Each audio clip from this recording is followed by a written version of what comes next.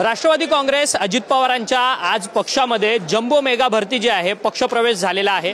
यवतमाळ, सांगली, त्यानंतर बीड या तिन्ही जिल्ह्यांमधून असंख्य राष्ट्रवादी काँग्रेस पक्षामध्ये नेते मंडळी असतील, स्थानिक नेते मंडळी, पदाधिकारी जे आहेत ते अजित पवारांच्या उपस्थितीत त्यांनी पक्षप्रवेश केलाय।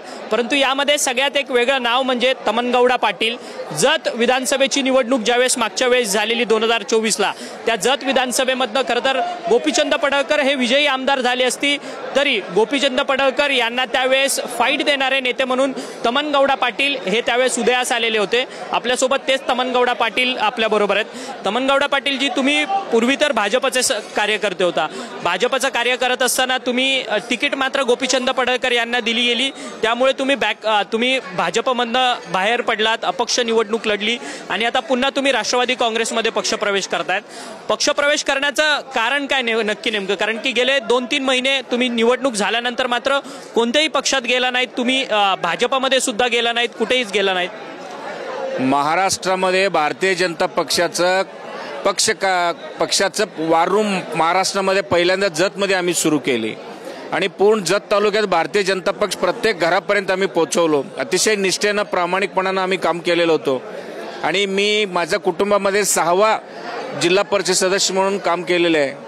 असं असताना भारतीय जनता पक्षाने काही निष्ठा, काम, क्वालिटी काही न बघता अचानकपणे गोपीचंद पडळकरला त्यांच्या सोयीनं उमेदवारी दिली आणि दिल्यानंतर आमचे सगळे कुचेष्टा झाले आणि आदरणीय जगताप साहेब, माजी आमदार, आम्ही सगळ्यांनी जाऊन पक्षाचे वरिष्ठ नेते आदरणीय देवेंद्रजींना भेटलो होतो की आपण पूर्णपणे पार्टीचं काम पूर्ण सक्षमपणे जतमध्ये वाढवलेलं आहे, कुणालाही द्या, भूमिपुत्राला उमेदवारी द्या असं आमची मागणी होती।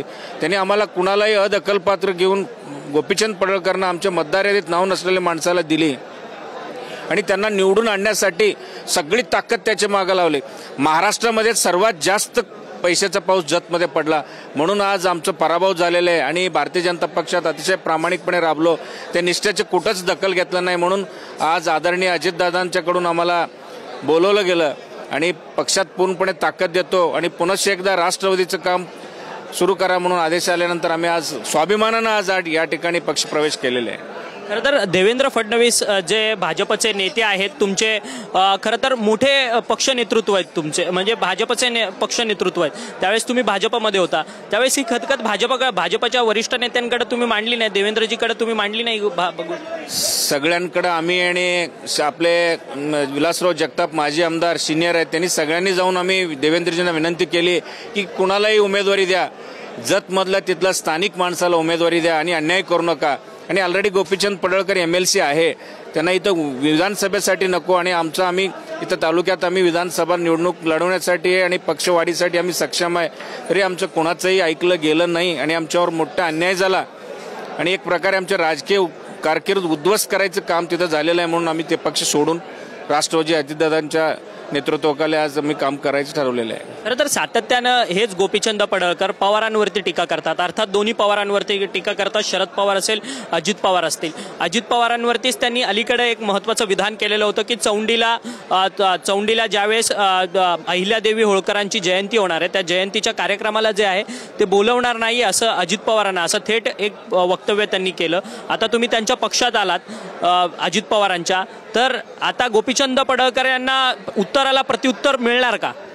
100% आज अजितदादांना आम्ही तेच विनंती केलेली आहे की आता अलायन्स पार्टनर म्हणून तिन्ही पक्ष महायुतीमध्ये काम करतात आणि एकमेकांचा सन्मान ठेवला पाहिजे। अकस्मात कोणी सन्मान ठेवत नसेल तर आम्हालाही फ्रीडम द्या अशी आम्ही अजितदादांच्याकडे आम्ही मागणी केलेली आहे। खरं तर मग आता पुढचं पाऊल काय असणार आहे तुमचं? आता अजित पवारांवरची सातत्याने खालची टीका जी आहे ती यांच्याकडनं होते, गोपीचंद पडळकरांकडनं, त्यांना आरेला कार्य तुम्ही करणार? यामध्ये एका पार्टीच्या नेतृत्वाखाली काम करत असताना आणि नेताही आपले स्वाभिमान असतो आणि आपल्या नेत्याला जर कुणी बिनबुडीचे आरोप करत असेल तर 100% त्या ठिकाणी त्यांना थांबवायचं आणि त्या उत्तराला प्रत्युत्तर देण्याचं काम निश्चितपणे इथनं पुढच्या काळामध्ये होणार आहे। धन्यवाद, तुम्ही आमच्याशी बातचीत केली. खरं तर तमनगौडा पाटील आहेत जे आता राष्ट्रवादी काँग्रेस अजित पवारांच्या पक्षामध्ये त्यांनी पक्षप्रवेश केला आहे. सातत्याने अजित पवारांवरती टीका करणारे गोपीचंद पडळकर जे भाजपचे आमदार आहेत त्यांना आता सोडूक आरेला कारे उत्तर देण्यासाठी मी तयार आहे असं थेट रोकटोक मत जे आहे ते तमनगौडा पाटील यांनी आपल्याशी बोलताना व्यक्त केले. व्हिडिओ जर्नलिस्ट हरीश नेगीसह अक्षय मंकणी, TVN मराठी, मुंबई.